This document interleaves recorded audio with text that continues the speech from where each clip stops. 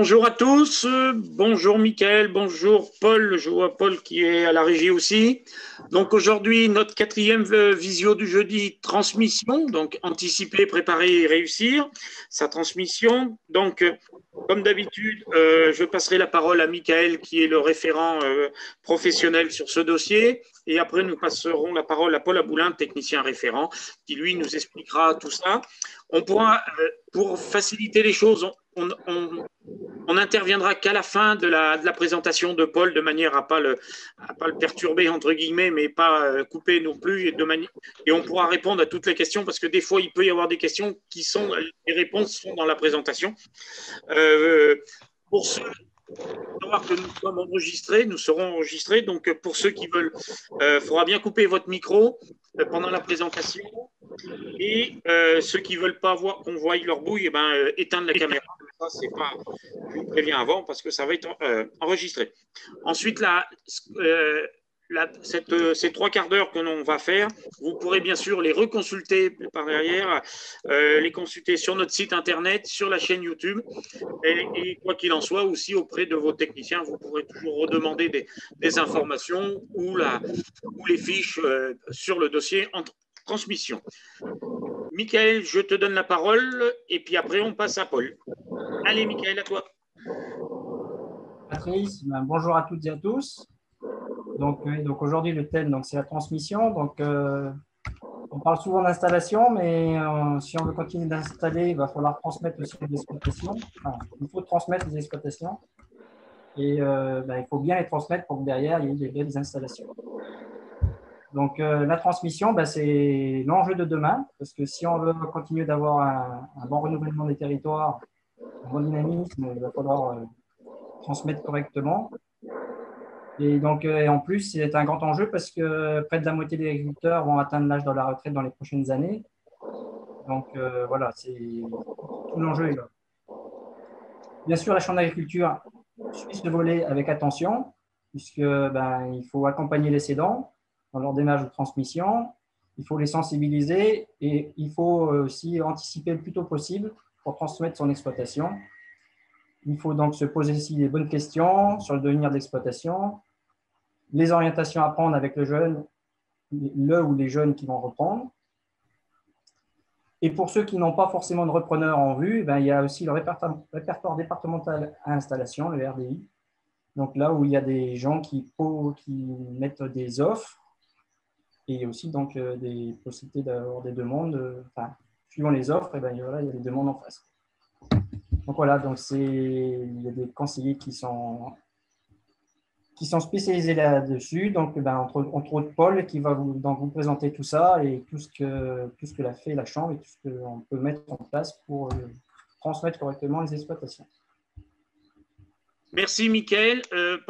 Donc, Paul va présenter son PowerPoint. Ce que je vous demande bien, c'est couper vos micros parce qu'il y a certaines interférences. Donc, pendant la présentation, coupez votre micro et vous pensez par contre bien de le rallumer après pour poser les questions.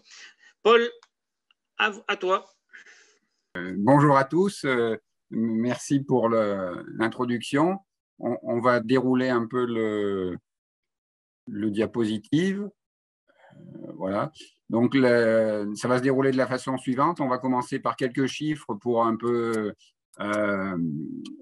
connaître un peu le contexte global au niveau des transmissions, voir un petit peu quels sont les chiffres.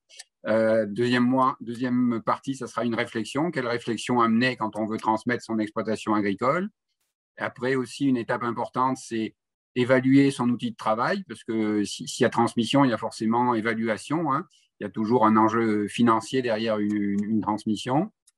Après, comment mettre en place les choses et quels sont les contacts qui peuvent vous aider à la Chambre d'agriculture par rapport à votre projet de transmission. Voilà. Donc, au niveau des chiffres, on dispose de chiffres qui sont déjà au niveau national, des données MSA. On sait qu'il y a un tiers des chefs d'exploitation qui ont plus de 55 ans en France, hein. L'âge moyen des chefs d'exploitation au niveau national est 49,1 ans. Et aujourd'hui, le nombre d'exploitations, les derniers chiffres dont on dispose, qui sont des chiffres assez sérieux, il est de 448 000 exploitations. Voilà. Donc ça, c'est des données de la MSA au niveau national. On a d'autres chiffres qui sont donnés aussi par une source MSA au niveau Auvergne-Rhône-Alpes. Hein. Ça, c'est des chiffres aussi qui datent de 2018. Et là, on sait qu'on a un quart des hommes qui ont plus de 58 ans et on a un quart des femmes qui ont plus de 61 ans. Hein. On parle toujours des chefs d'exploitation. Hein. Et ce qu'on observe au niveau régional avec cette source MSA, hein, ça, c'est des données, c'est une observation qui a été faite de 2010 à 2018, pardon. C'est une augmentation de l'âge des chefs d'exploitation avec des disparités en fonction des productions. Et ce qu'on peut observer, c'est qu'il y a un rajeunissement des chefs d'exploitation dans les grandes cultures, le maraîchage et l'horticulture. Et à contrario, pendant cette même période de 2010 à 2018, on a un vieillissement de 3 ans de l'âge des chefs d'exploitation en bovin lait, en bovin mixte et en bovin viande. Voilà un petit peu les chiffres au niveau régional dont on dispose. Après, il y a un indicateur important, c'est ce qu'on appelle le taux de remplacement. Le taux de remplacement, on le connaît pour le département de l'Allier, c'est à peu près la seule chose qu'on connaît d'une façon certaine. Alors ça, c'est le rapport entre le nombre d'installations et le nombre d'arrêts d'exploitation. Donc, dans le département de l'Allier, il est de 61,2%.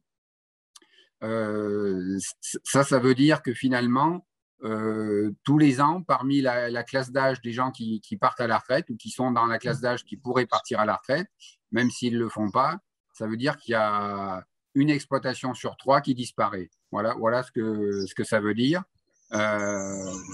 ce chiffre de taux de remplacement. Et c'est un indicateur important.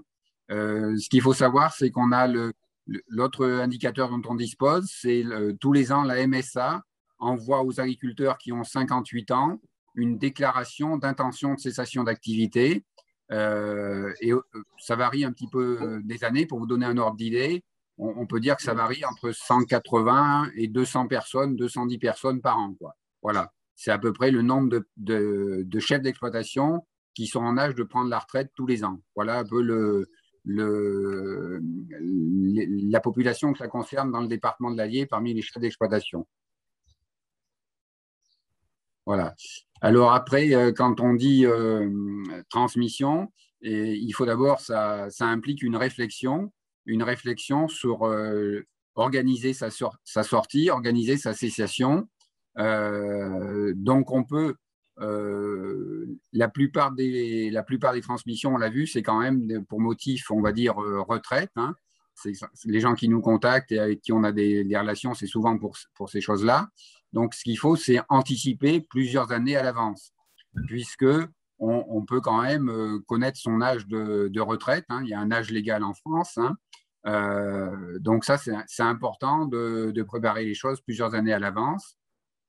Après, il faut se poser des questions. Est-ce qu'on a une succession familiale ou pas? Est-ce qu'il y aura une transmission en dehors du cadre familial? Et est-ce que si c'est une transmission hors du cadre familial, est-ce qu'on connaît cette personne? Ça peut être des fois un jeune homme qui est venu en stage sur l'exploitation, qui des fois après continue de donner la main. Il y a des fois des gens qui arrivent à trouver des repreneurs dans ce contexte-là. Mais néanmoins, ce qu'il faut, c'est définir un calendrier possible et déterminer une date d'arrêt d'activité. Alors, les gens qui se posent la question pour la transmission motif retraite, hein, c'est la plupart des cas. Il faut bien savoir que l'âge légal de la retraite en France, aujourd'hui, il est de 62 ans. Quoi. Donc, on peut imaginer qu'il faudrait anticiper, on va dire, 5 ans minimum à l'avance. Hein, son départ en retraite, ça veut dire qu'il faut se poser des questions à partir de 55, 58 ans. Quoi. 58 ans, il faut nécessairement faut contacter quelqu'un par rapport à son départ d'activité. Il faut déjà poser des questions. Hein. Voilà. Alors, comment déterminer sa date d'activité? Vous avez quand même des indications puisque la MSA envoie systématiquement à toutes les personnes âgées de 55 ans un relevé de carrière. Normalement, parmi les gens qui sont connectés aujourd'hui, si vous avez les personnes qui ont plus de 55 ans, vous avez dû recevoir un relevé de carrière. Et ce qu'il faut faire, c'est ce relevé de carrière, c'est bien l'observer, bien le regarder. Faut voir si vous retrouvez tous vos trimestres, si toutes vos années d'activité sont bien mentionnées sur ce relevé de carrière. Ça, c'est très important de le faire, hein. Et si vous observez des périodes lacunaires, des choses qui vous paraissent pas claires ou une année qui manque, il faut contacter la MSA. Ça, c'est très important de réagir vis-à-vis de son relevé de carrière, quoi. Voilà. Après, concernant la réflexion, quand on connaît sa date d'arrêt d'activité, il faut prendre le temps de la réflexion. Il faut savoir ce que l'on veut faire de son exploitation. Qu'est-ce qu'on veut faire? Est-ce qu'on veut la transmettre à un jeune qui s'installe avec les aides, par exemple? Est-ce qu'on veut installer un enfant? Ça peut être aussi un projet, hein, d'installer un enfant. Après aussi, il faut savoir en cas de transmission, qu'est-ce qu'on va faire du corps de ferme, hein, puisque souvent dans l'Allier, les fermes sont assez indépendantes, hein. Elles sont sur des lieux isolés, et la maison de l'exploitant est assez proche souvent de l'exploitation des bâtiments d'élevage. Donc là, il y a aussi un enjeu important de ce point de vue-là, puisque les jeunes intéressés pour la reprise auront besoin aussi d'une habitation à proximité des bâtiments d'exploitation et de l'exploitation. Donc là aussi, il y a une réflexion à avoir sur la transmission va souvent nécessiter pour l'exploitant le fait de déménager, de laisser son logement aussi. Donc aussi, il faut y réfléchir à l'avance, hein. C'est une réflexion à mener aussi pour les gens qui sont dans l'Allier. Il y a une particularité, c'est qu'on a quand même un certain nombre d'exploitants qui sont dans des fermes tout en location, dont la maison d'habitation et les bâtiments d'élevage. Donc là aussi, il faut anticiper ces choses-là financièrement pour pouvoir se trouver une autre habitation. Voilà. Ce qu'il faudrait aussi conduire comme réflexion, c'est évaluer ses besoins financiers une fois en retraite, hein. Savoir combien on aura besoin pour vivre, hein, c'est une question importante, hein. Et puis, ce qu'il faut aussi savoir, c'est quels seront ses revenus une fois qu'on sera à la retraite. Alors là, il y a quand même un document important qu'il faut demander à la MSA. La MSA doit envoyer entre 58 et 60 ans une estimation indicative globale du montant de la retraite. C'est-à-dire que tout agriculteur entre 58 et 60 ans doit recevoir de la part de la MSA. C'est un document qui se comporte sous forme d'un tableau. Et là, on a le montant de la retraite à l'âge légal, à 62 ans, à 63 ans, jusqu'à 65 ans. Voilà. Et c'est ce qu'on appelle l'indication indicative globale. Donc là, vous avez normalement le montant de votre retraite qui vous a indiqué sur ce document. Et après, ce qu'il faut, donc voyez l'importance d'avoir déjà le relevé de carrière à jour, puisque cette indication indicative globale, elle va être calculée de la part de la MSA à partir de votre relevé de carrière, quoi. Donc, si le relevé de carrière n'est pas juste, l'estimation ne sera pas juste également, quoi. Donc, après, pour connaître ses revenus, il y aura des revenus, il y aura la pension, il y aura la pension de retraite. Après, pour les gens qui sont propriétaires de foncier, propriétaires de bâtiments ou propriétaires de la maison d'habitation, s'ils la louent, ils auront aussi ce qu'on appelle des revenus fonciers, hein, c'est les fermages qui vont encaisser. Et puis, il peut y avoir aussi des placements financiers, de l'épargne qui a pu être constituée au cours de la vie professionnelle ou qui sera constituée par le fait de la vente du cheptel ou du matériel. Donc, voilà, c'est ce qui va constituer les revenus de l'exploitant à venir. Et ce qu'il faut aussi bien conduire, c'est définir l'objet de la transmission. Qu'est-ce que l'on veut transmettre, qu'est-ce qu'on transmet en termes de foncier, de bâtiments, de cheptel vif, hein, donc du matériel. et aussi du cheptel mort, hein, le matériel, et le cheptel vif, pardon, le cheptel, ainsi que la maison, si elle fait partie de la transmission. Donc ça, c'est important de savoir ce que l'on veut faire. Et puis après, on peut définir une offre de cession, mais après, il faut aussi rencontrer des gens intéressés. Mais je pense que la première des choses, c'est de bien savoir ce que l'on veut faire. Et quand on rencontre des jeunes pour reprendre ou des repreneurs, de bien leur exposer quelque chose de clair, quoi. Ça, c'est important. Voilà. Après, l'autre chose importante, quand on définit un objet de la transmission, ça sera forcément aussi le combien ça coûte, puisqu'une transmission, c'est aussi une transaction financière, hein. Et il y a la question de la valeur de l'exploitation, c'est quelque chose de très important. Combien vaut mon exploitation? Alors, il y a différentes façons de calculer une valeur d'exploitation. Mais ça revient à se poser la question, la valeur de l'exploitation, est-ce qu'elle vaut par ce qu'elle rapporte, c'est-à-dire le revenu agricole, ou est-ce que sa valeur, c'est la somme des actifs qui la constituent? Cette deuxième façon revient à dire que c'est on additionne tous les actifs, on leur donne un prix, et puis on dit voilà, on fait la liste, on additionne et on trouve une valeur, hein. C'est ce qu'on appelle une valeur patrimoniale. Il y a deux grandes approches, hein. Il y a soit une valeur économique, hein, à partir du revenu agricole, on va dire. Et après, dans cette valeur économique, il y a deux sous-catégories. On pourrait dire la valeur de rendement et la valeur de remboursement. Voilà. Après, ce qu'il faut aussi dans l'évaluation, c'est aussi aborder avec son centre de gestion, avec les gens qui vous font la comptabilité, c'est les incidences fiscales, sociales et patrimoniales que peuvent avoir cette transmission et cette vente de l'exploitation. Donc, c'est pour ça qu'il faut aussi aborder la question de la transmission suffisamment longtemps à l'avance pour pouvoir influer sur les questions fiscales notamment, puisque la fiscalité est quand même assez lourde et donc il faut quand même veiller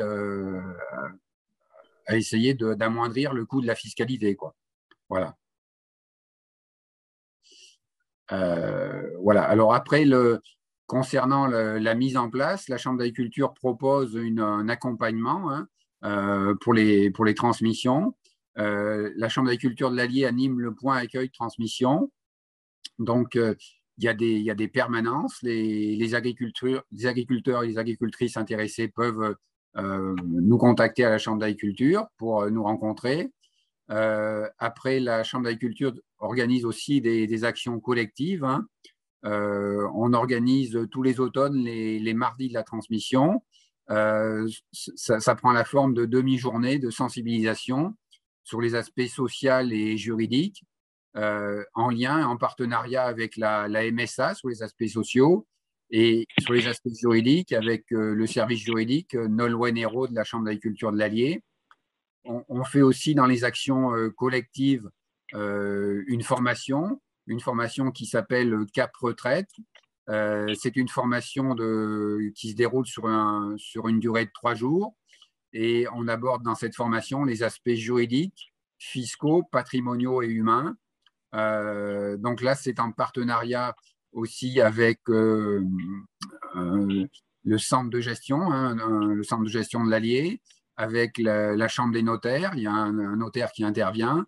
Et puis aussi, on a l'intervention de la juriste de la Chambre d'agriculture et aussi de Clarisse Blandin, notre conseillère, la deuxième conseillère à la Chambre d'agriculture, on va dire, sur les questions de transmission, qui aborde les aspects humains de la transmission, quoi. Sur cette formation de 3 jours, il y a une journée qui est dédiée aux aspects humains de la transmission de son outil de travail. Voilà un peu le premier accompagnement. Donc, il y a ces actions collectives et en plus, il y a des rendez-vous individuels. Alors là, c'est ce qu'on appelle, il y a 2 dispositifs. Il y a le premier dispositif qui est réalisé avec le soutien de la région Auvergne-Rhône-Alpes. C'est ce qu'on appelle concrétisation transmission. Donc, tous les agriculteurs qui le souhaitent peuvent nous contacter, que ce soit pour motif retraite ou autre motif. Il y a des gens qui arrêtent aussi en cours de carrière, qui ont d'autres projets professionnels. Donc là, concrétisation transmission, il s'agit d'un premier rendez-vous avec un conseiller transmission qui ne connaît pas votre exploitation. Donc, c'est pour le conseiller transmission la découverte de votre exploitation, de votre contexte familial. Donc, c'est une sensibilisation. On met en avant des points de vigilance. Et puis aussi, on découvre un petit peu les enjeux. Quels sont les enjeux de cette transmission future? Et là, il y a un plan d'action qui est défini et qui est laissé à l'agriculteur ou à l'agricultrice. Voilà. Et cet accompagnement en concrétisation transmission est en lien donc avec est soutenu financièrement par la région Auvergne-Rhône-Alpes. Et aujourd'hui, pour les agriculteurs, cet accompagnement est gratuit, quoi. Il n'y a pas de facturation sur cet accompagnement-là. Après, on a un autre accompagnement, ce qui on appelle ça l'audit transmission RDI. Donc là, on vise c'est quelque chose de beaucoup plus détaillé. On rentre dans le fonctionnement de l'exploitation, on évalue le potentiel de transmission de l'exploitation, on détermine aussi des valeurs économiques de transmission, une valeur patrimoniale, une valeur économique, et on calcule plusieurs valeurs économiques, mais une valeur de remboursement, c'est-à-dire combien une personne intéressée par la reprise de l'exploitation, en fonction des résultats du cédant, pourra payer l'outil de travail, ou alors quel apport devra-t-il avoir. Vous voyez, ça revient à répondre à ces questions-là. Et après, on définit une offre de cession réaliste aussi, puisqu'il y a ce que le cédant veut, mais il y a ce que le marché, j'allais dire ce qu'un repreneur éventuel pourra faire, quoi. Donc, c'est important de se donner des repères et de se dire, voilà, de définir une offre réaliste. Ça évite l'écueil de ne pas trouver de repreneur, puisque des fois, on voit des gens qui mettent très, très longtemps pour trouver un repreneur, ou au fil du temps, les valeurs demandées évoluent. Des fois, on voit des offres où les gens vous expliquent que les gens voulaient vendre, je sais pas, finalement, la transaction se fait à 100 000 € de moins que ce qui était prévu. Bon, il y a des écarts énormes des fois. Et ça, c'est parce que je pense qu'il n'y a pas eu un travail suffisamment en amont sur la valeur de l'exploitation et sur le potentiel, la chance qu'on puisse trouver un repreneur à ces conditions-là, quoi. Voilà. Il faut définir des conditions réalistes de reprise. Ça, c'est très important, quoi. Voilà. Il y a ce que l'on souhaite, mais il y a ce que le marché, ce qu'il est possible de trouver comme repreneur et quel financement pourra trouver ce repreneur aussi, quoi. Voilà. Voilà. Ça, c'est donc l'audit de transmission. On rentre vraiment dans les questions financières, dans les montants. C'est chiffré, hein, tout ça est chiffré. Et il y a un rapport qui est remis à l'agriculteur.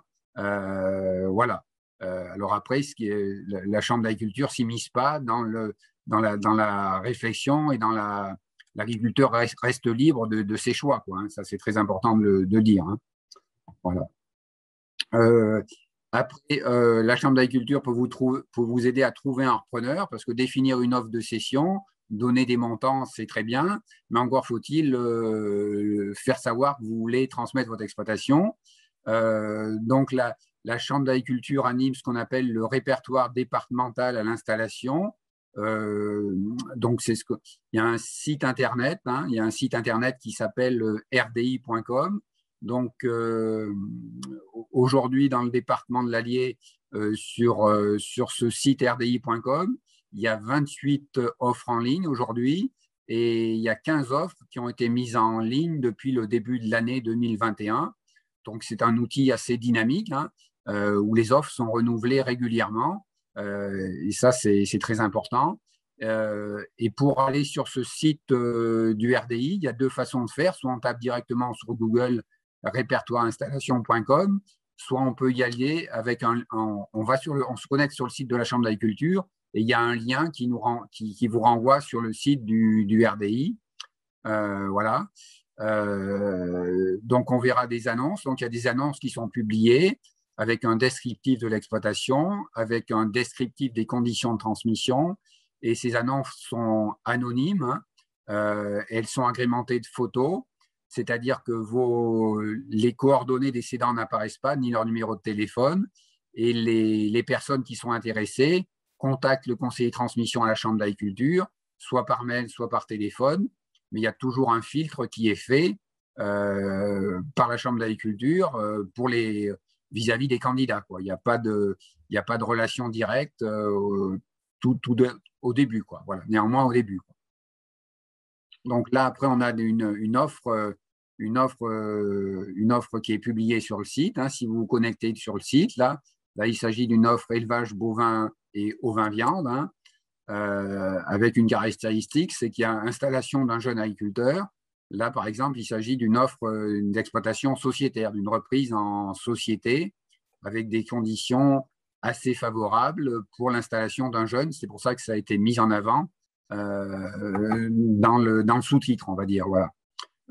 Donc là, on a un descriptif, vous voyez, à la fois du foncier, du cheptel, du matériel, des bâtiments, et à chaque fois, on a des choses qui reviennent systématiquement, c'est-à-dire que ce sont les conditions de reprise, le profil du candidat recherché, et puis les observations sur la ferme, sur l'état de l'exploitation, sur des points, des caractéristiques particulières. Voilà.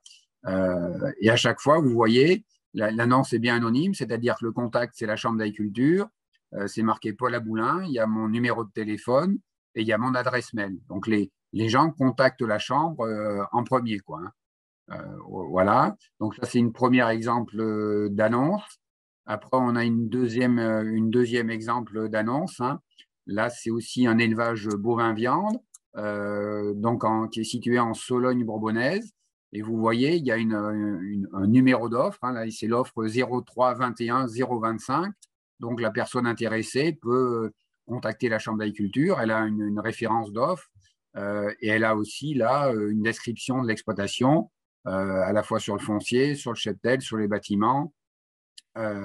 Et après, elle connaît aussi les conditions de reprise et les observations éventuelles sur l'exploitation. Et là, c'est agrémenté aussi de photos, hein. Il y a on peut mettre jusqu'à une dizaine de photos sur le site. Voilà. Voilà un deuxième exemple d'offre d'exploitation. Après, il y a un autre dispositif quand on a trouvé un candidat potentiel. C'est ce qu'on appelle le stage test installation transmission, c'est-à-dire que le cédant peut accueillir sur son exploitation son futur repreneur. Et alors là, on est dans l'objectif de cet accueil de son futur repreneur, c'est de professionnaliser son repreneur, qu'il acquiert une réelle expérience avant la reprise.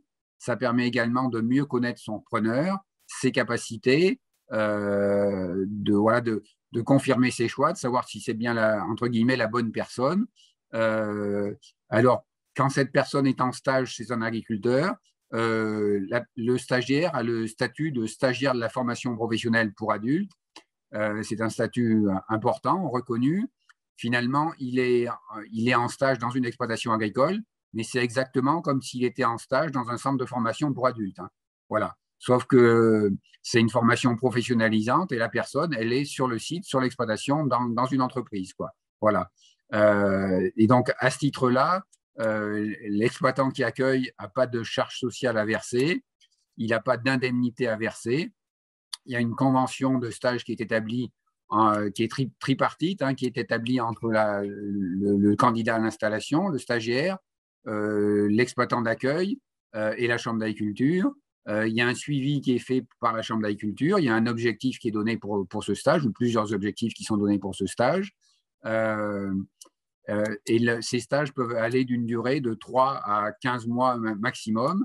Donc, ça permet aussi, ça va pas toujours, les stages ne sont pas toujours aussi longs, mais ça peut permettre, par exemple, un jeune qui qui passe l'examen là, au mois de juin, qui a par exemple un bac pro au mois de juin, il veut reprendre une exploitation qu'au mois de novembre, il a déjà fait les démarches, parallèlement à ses études, il fait les démarches, et ben, il pourrait être sur la ferme à partir du mois de juillet jusqu'à la fin de l'année, en ayant un statut, en ayant une couverture sociale, et Et pour le cédant, ça permet de mieux connaître le jeune, pour le jeune de mieux connaître l'exploitation. Et par contre, ce qui est important aussi à dire, c'est que pendant ce stage, à l'issue de ce stage, il n'y a pas d'obligation pour le cédant de céder l'exploitation au stagiaire, ni le stagiaire de reprendre l'exploitation. Ça reste un stage où chacun peut reprendre sa liberté s'il le souhaite. Normalement, ce n'est pas ce but-là. Hein. Le but, c'est quand même la transmission. Mais voilà, c'est aussi, ça permet de se mieux se connaître mutuellement. Voilà. Donc, et financièrement, c'est neutre pour le cédant. Voilà. Voilà. Après, donc, on vous rappelle le point accueil-transmission. Donc, vous avez le numéro du standard de la Chambre d'agriculture et vous avez 2 conseillers, Paul Aboulin, moi-même, et Clarisse Blandin. Voilà, j'en ai fini la présentation. Merci Paul pour cette présentation assez claire et limpide. Effectivement, jusqu'à présent, il y a encore 10 ans, la transmission de nos exploitations n'était pas forcément un gros souci du fait du nombre de candidats à la reprise et puis soit entre l'agrandissement, soit entre l'installation principalement quand même. Aujourd'hui, ça coule pour certains secteurs moins de sources. Donc, il faut aller chercher des repreneurs un peu plus éloignés et des fois qui ne sont pas du milieu agricole, mais aussi qui peuvent être du milieu agricole, mais d'autres zones, d'autres départements. Donc, c'est aussi pour ça que ce point accueil-transmission, il existe. Hein, c'est pour mettre en lien nos exploitants qui cèdent et puis ceux qui veulent reprendre des outils agricoles. Donc, allez-y, si vous avez des questions, la parole est à vous. Et si Michael veut en rajouter quelque chose, sinon la parole est à vous, allez-y. N'hésitez pas à poser des questions. Par contre, il faut rallumer vos micros. Hein.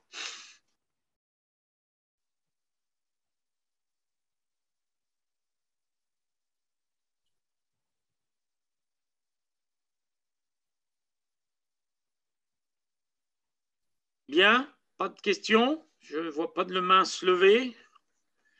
Alors, soit Paul a été suffisamment clair et vous avez tout compris, soit des fois, c'est la première question qui est un peu longue à venir et après ça part.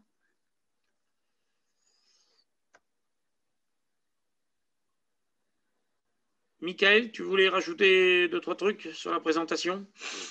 Ouais, oui, enfin, juste rappuyer un peu ce que disait Paul, surtout par rapport aux valeurs de reprise. C'est vrai que quand on est cédant, on veut toujours vendre, entre guillemets, enfin, laisser au plus haut, parce que bon, voilà, il y a une valeur, mais bon, il ne faut pas confondre la valeur patrimoniale, sentimentale et une valeur économique, quoi, parce que bon, quand on est en fin de carrière, on n'a plus les mêmes investissements, et un jeune, donc, il doit réinvestir, et puis ben, voilà, c'est plus les mêmes, forcément les mêmes vues ou objectifs d'exploitation, donc il faut bien se faire conseiller, bien faire estimer ses biens pour partir sur une bonne base. Ouais, tout à fait, Michael a vraiment raison.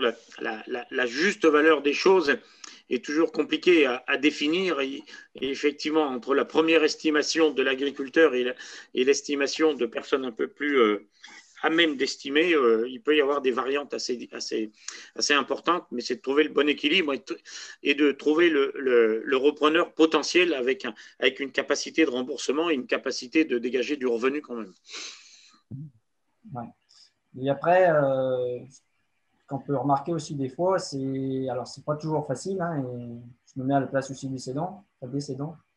C'est le logement, ça peut être aussi un frein. Et c'est vrai que si le cédant reste sur l'exploitation, ça demande au repreneur de retrouver quelque chose. Et en plus, quand il y a le cédant un peu qui reste, c'est jamais forcément toujours facile.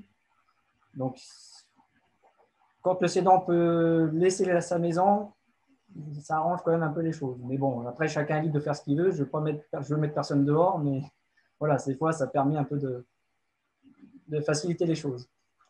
Oui, non, mais on sait merci de préciser, Michael, parce que on sait les sources de problèmes qu'il peut y avoir quand le cédant reste au milieu de l'exploitation, entre guillemets, et ben les méthodes du jeune ou du nouveau ne plaisent peut-être pas forcément. Il peut y avoir des conflits. Alors, ce n'est pas systématique, mais il peut y avoir des conflits. Donc, effectivement, c'est bien de préciser ce point-là.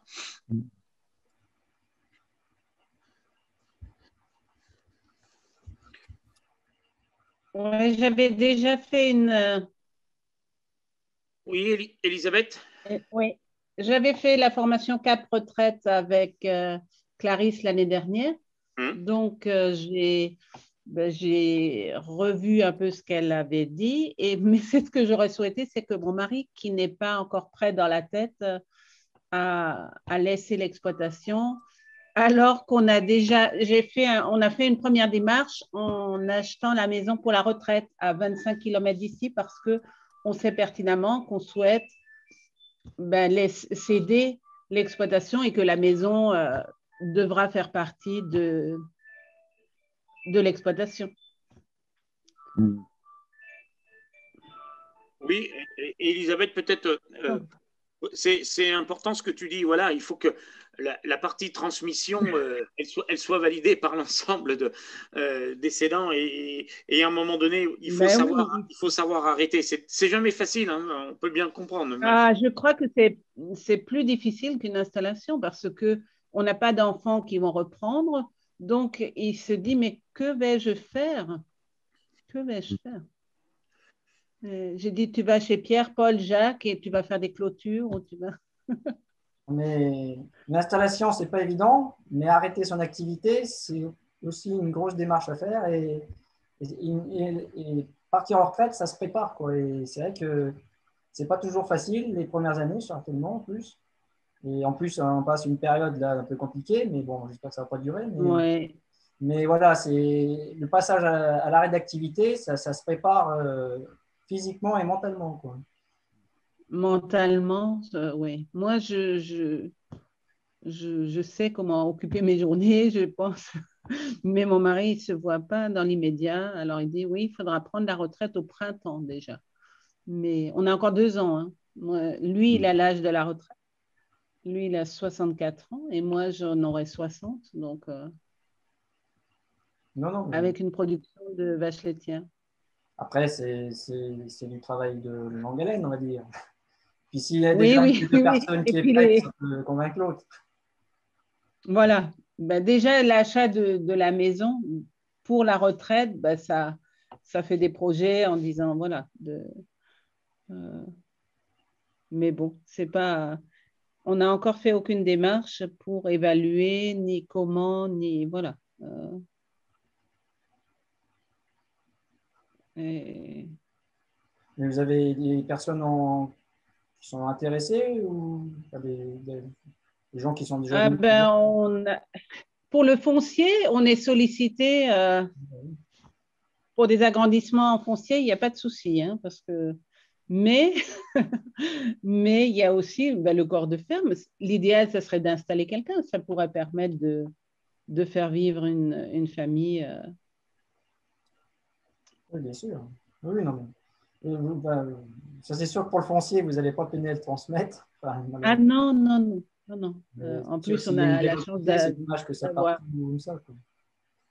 d'avoir l'irrigation. Et donc, mais ce qu'on voudrait céder, c'est le corps de ferme. Vendre le corps de ferme, quitte à garder le foncier comme revenu complémentaire de retraite. Mais on n'a que 190 ou 95 hectares en propriété. Mais tout l'intérêt de bien préparer les choses, hein, de ne pas hésiter d'être 3-4 ans, 2-3 ans avant, quoi. C'est tout l'intérêt. Et là, vous avez encore 2 ans de réflexion, donc c'est pas en retard. Hein. C'est presque logique. Hein. C'est ce que je disais, on ne vend pas une ferme comme on vend la voiture. Ah non, et puis Michael l'a bien précisé, il y a un côté entre guillemets sentimental, hein, parce que c'est vous qui avez construit, c'est vous qui avez fait, c'est vous qui avez… Voilà, donc à un moment donné, il y a ce côté-là qui qui est un peu lourd dans la balance, quoi. Voilà, mais on a cet avantage, enfin avantage entre guillemets, on a acheté cette ferme comme si on achetait un garage ou une autre entreprise. Donc, on est moins culpabilisé de la vendre parce qu'on l'a pas été transmis dans la famille. Oui, oui. C'est ce que en Alsace, il faut absolument que quelqu'un reprenne parce qu'ils ne conçoivent pas qu'une génération vende ou casse ce rituel de transmission de père en fils, alors que nous, on n'a pas ce... Voilà, c'est dur d'arrêter parce qu'on est venu avec les valises en disant, ben, on a fait des choses, si un des enfants reprenait, ou il y a de quoi faire, mais on n'a pas ce poids de la transmission entre générations. Oui, il n'y a pas le poids familial derrière. Non, non. Qui vous influence sur certaines choses. Vous êtes libre de faire voilà. ce que votre outil de travail. Voilà, on a acheté, on revend, et puis on en a aussi en fermage.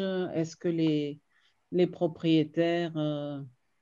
mais des deux côtés, on a des demandes de foncier parce qu'on est sur 3 sites et c'est pas évident.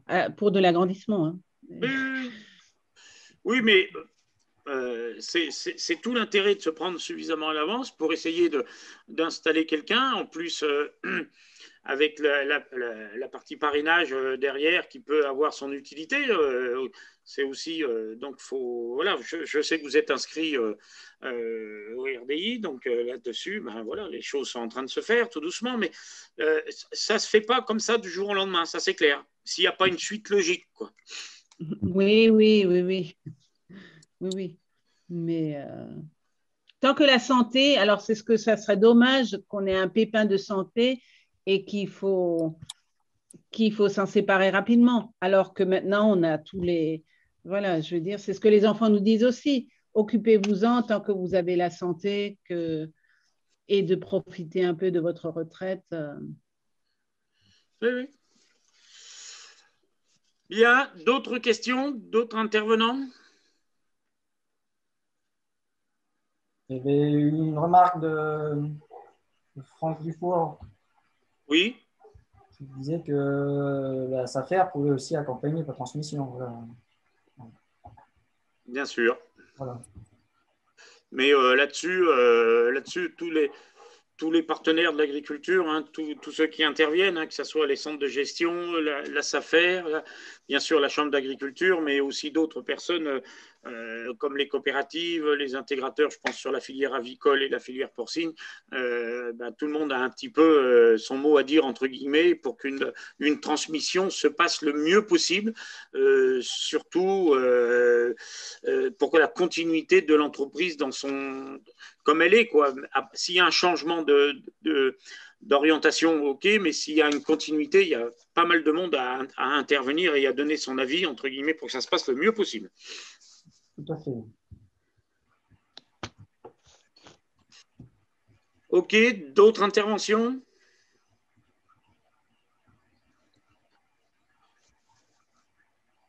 Donc, ok, on va arrêter là, parce que n'importe comment, on arrive à 13h15. On avait dit nos visios 3/4 d'heure, de manière à ce que ça ne soit pas trop long et que tout le monde puisse retourner l'après-midi au travail. La prochaine visio du jeudi sera consacrée au CSP. Alors, le CSP, c'est le Conseil stratégique phyto. Elle aura lieu jeudi 3 juin, jeudi 3 juin, aux mêmes horaires, et les codes seront communiqués comme d'habitude sur notre site. Et puis, ben, vous pouvez retrouver toutes les vidéos qui ont déjà eu lieu sur notre site ou sur la chaîne YouTube, comme je l'ai précisé au début. Je vous remercie. Merci Michael, merci Paul Aboulin. J'avais vu à la régie aussi qu'il devait y avoir Aurélie Mallet qui était pas loin derrière. Donc, merci pour cette partie-là, la chef de service. Et puis, merci à tous les participants et tous ceux qui ont suivi. On était un peu de monde aujourd'hui, qui ont suivi cette visio. À la prochaine, donc le 3 juin, sur le Conseil stratégique phyto. Au revoir. Au revoir, merci, au revoir. Au revoir. Au revoir.